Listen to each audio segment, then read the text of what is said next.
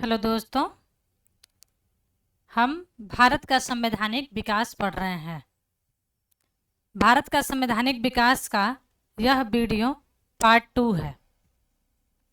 हमने पहले वीडियो में 1773 का रेगुलेटिंग एक्ट, 1784 का पिट्स इंडिया एक्ट, 1813 का चार्टर एक्ट, 1833 का चार्टर एक्ट, 1853 का चार्टर एक्ट, 1861 का भारत परिषद अधिनियम, 1909 का भारत परिषद अधिनियम और 1919 का मॉन्टेग्यू चेम्सफोर्ड सुधार अधिनियम पढ़ा था। आज हम 1935 का भारत शासन अधिनियम पढ़ेंगे।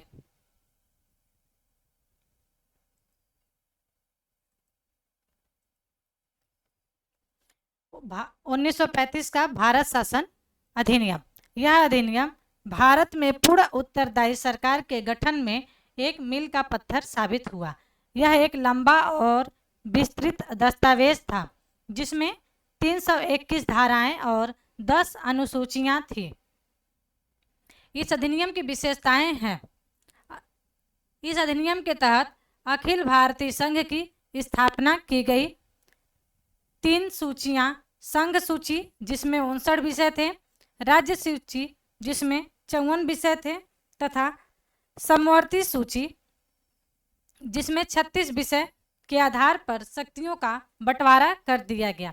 समवर्ती सूची में केंद्र और राज्य दोनों कानून बना सकते हैं तथा अवशिष्ट शक्तियों को वायसराय में सम्मिलित कर दिया गया, अर्थात अवशिष्ट शक्तियां वायसराय को दे दी गई। प्रांतों में द्वैत शासन को समाप्त कर दिया गया तथा प्रांतीय स्वायत्तता का शुभारंभ हुआ। राज्यों में उत्तरदायी सरकार की स्थापना हुई, यानी गवर्नर को राज्य विधान परिषदों के लिए उत्तरदायी मंत्रियों की सलाह पर काम करना आवश्यक हो गया था। परंतु यह व्यवस्था 1937 से 1939 तक ही चल सका। केंद्र में द्वैत शासन शुरू हो गया।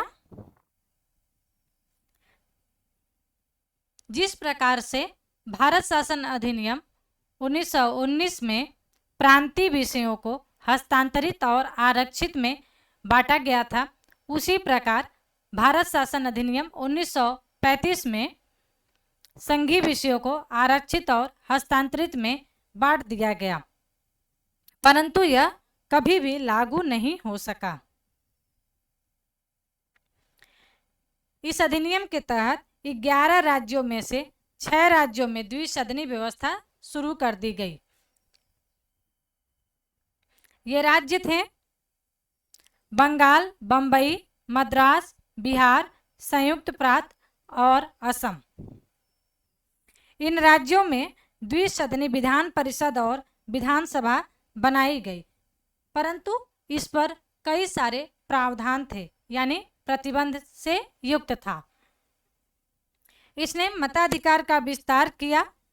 लगभग 10% जनसंख्या को मत का अधिकार दे दिया गया। इसी अधिनियम के तहत भारतीय रिजर्व बैंक यानी आरबीआई का गठन किया गया। संघीय लोक सेवा आयोग की स्थापना, प्रांत लोक सेवा आयोग की स्थापना तथा 2 या 2 से अधिक राज्यों के लिए संयुक्त लोक सेवा आयोग की स्थापना इसी अधिनियम के तहत की गई। इस अधिनियम के तहत 1937 में संघीय न्यायालय की स्थापना भी की गई थी। नेक्स्ट है भारतीय स्वतंत्रता अधिनियम 1947।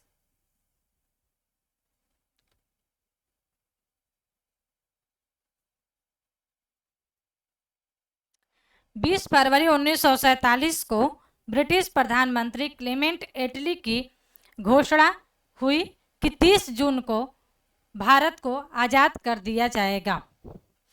3 जून 1947 को लॉर्ड माउंटबेटन ने देश के विभाजन की योजना पेश की, जिसे माउंटबेटन योजना कहा गया।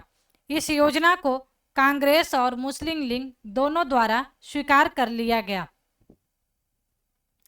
इस अधिनियम के तहत भारत में ब्रिटिश राज समाप्त हो गया तथा 15 अगस्त 1947 को भारत को संप्रभु राष्ट्र घोषित कर दिया गया। इस अधिनियम की विशेषताएं निम्नलिखित हैं। भारत का विभाजन 2 स्वतंत्र डोमिनियन संप्रभु राष्ट्र भारत और पाकिस्तान में कर दिया गया। अब वायसराय का पद समाप्त कर दिया गया। अंतिम वायसराय माउंटबेटन थे।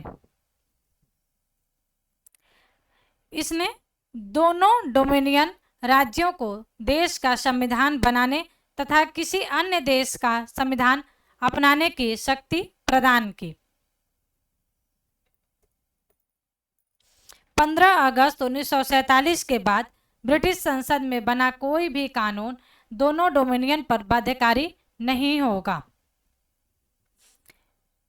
इसके तहत ब्रिटेन में भारत सचिव का पद समाप्त कर दिया गया।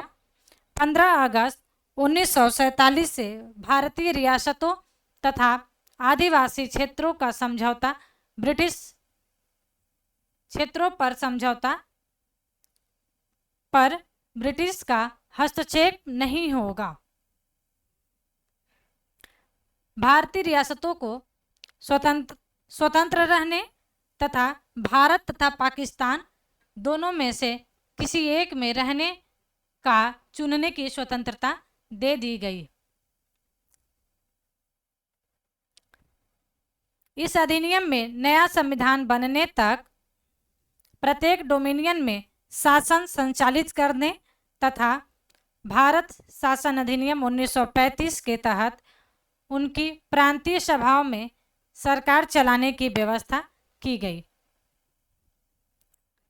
ब्रिटिश शासकों को विधेयकों पर मताधिकार से वंचित कर दिया गया तथा शाही उपाधि से भारत का सम्राट शब्द समाप्त कर दिया गया। इस प्रकार 14-15 अगस्त 1947 की मध्य रात्रि को भारत में ब्रिटिश शासन का अंत हो गया। लॉर्ड माउंटबेटन ने जवाहरलाल नेहरू को भारत के पहले प्रधानमंत्री के रूप में शपथ दिलाई। 1946 में बनी संविधान सभा को स्वतंत्र भारतीय डोमिनियन की संसद के रूप में स्वीकार कर लिया गया और भारत और पाकिस्तान नाम के 2 संप्रभु राष्ट्र बन गए। दोस्तों, यह रहा भारत का संवैधानिक विकास। इस पर मैंने पार्ट 1 और पार्ट 2 में 2 वीडियो बनाया। दोनों वीडियो एग्जाम के लिए बहुत ही महत्वपूर्ण हैं। Thank you.